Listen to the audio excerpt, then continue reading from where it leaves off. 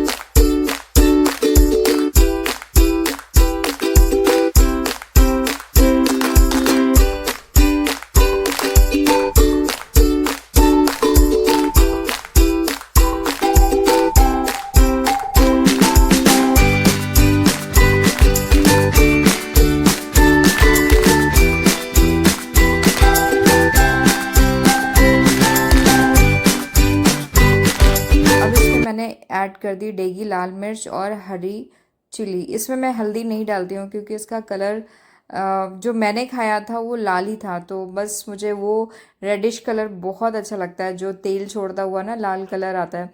तेल छोड़ मतलब अगर आप इसमें ऑयल ज़्यादा डालोगे तो और भी मतलब होता है कि जिनको ऑयली खाना पसंद है, वैसे ऑयली आजकल सभी लोग अवॉइड कर रहे हैं, तो इसीलिए नॉन स्टिक और ये सब पैन्स बन गए हैं कि जितना कम ऑयल कंज्यूम हो उतना आपकी हेल्थ के लिए अच्छा है।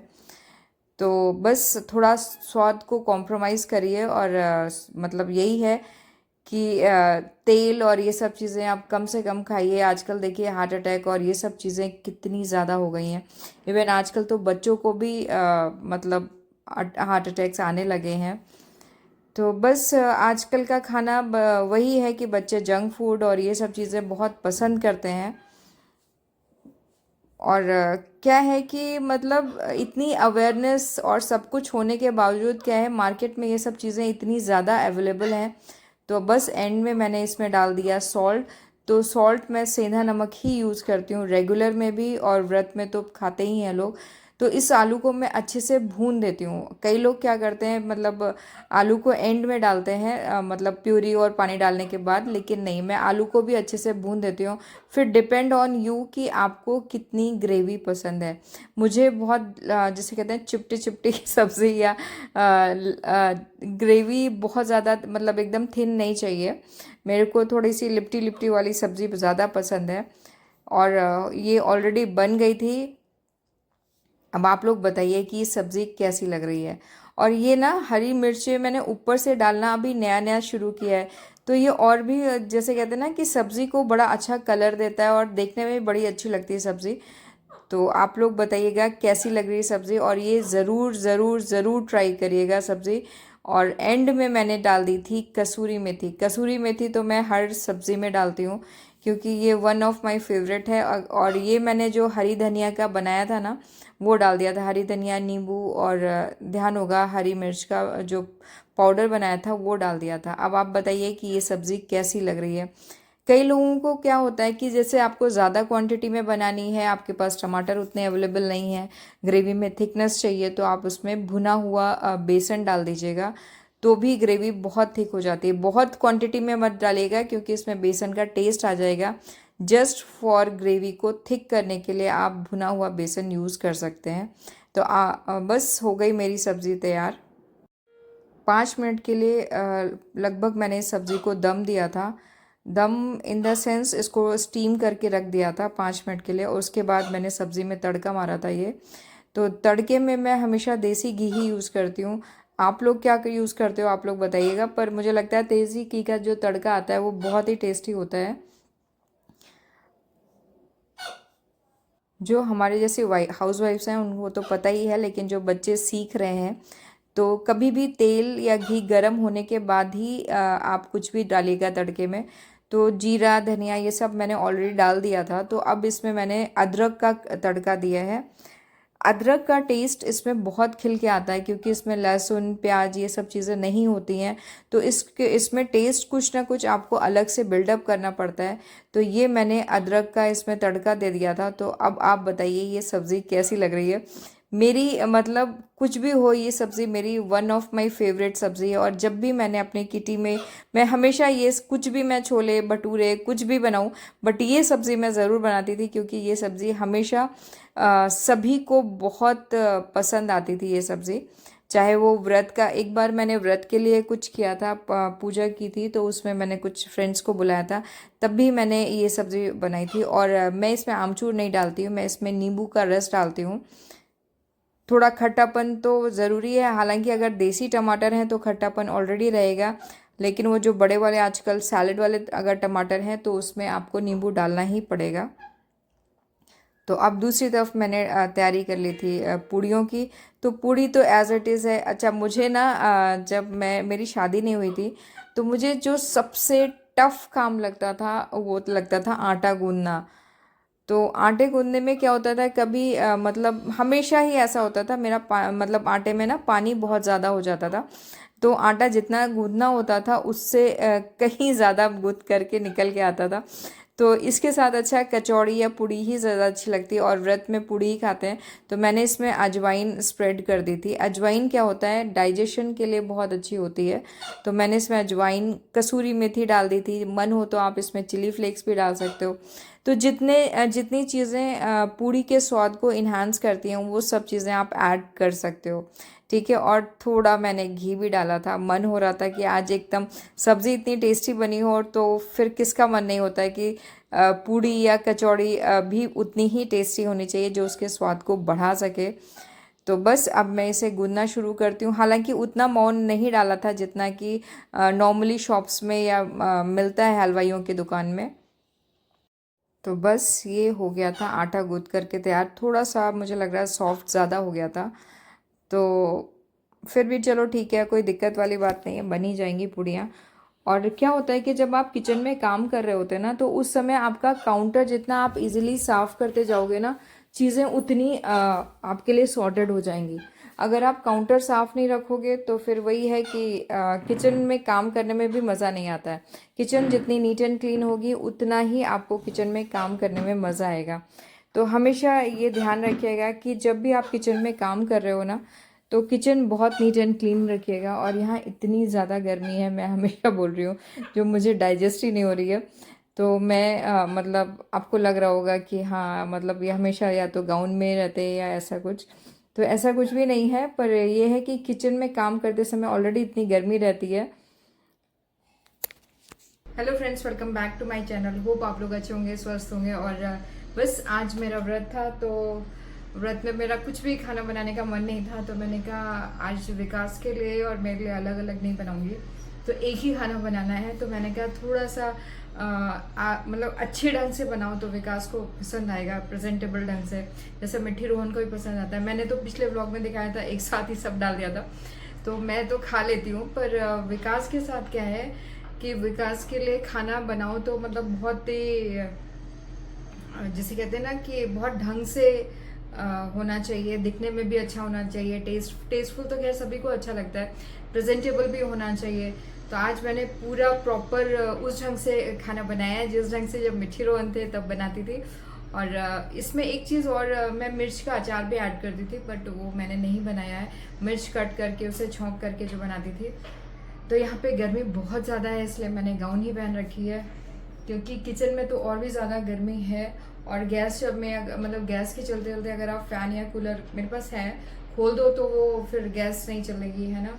और इंडक्शन इसलिए नहीं चलाती हूँ कि यहाँ पे जो कबर्ड्स बन रखी है ना, तो फिर वो हीट जाएगी तो वहाँ पे दिक्कत होगी। ये इंडक्शन एक जगह लगा सकते हैं, गैस के ऊपर लगा सकते हैं, तो ट्राई करूँगी, ठीक है। तो अभी मैंने जो ये बर्तन का पूरा भर के रखा है बेसन में, वो थोड़ा क्लीन अप कर देती हूँ। बस सब्जी बन गई है, पूड़ी बननी है, और विकास चाहेंगे तो रायता बना दूंगी, है ना। फिर मिलते।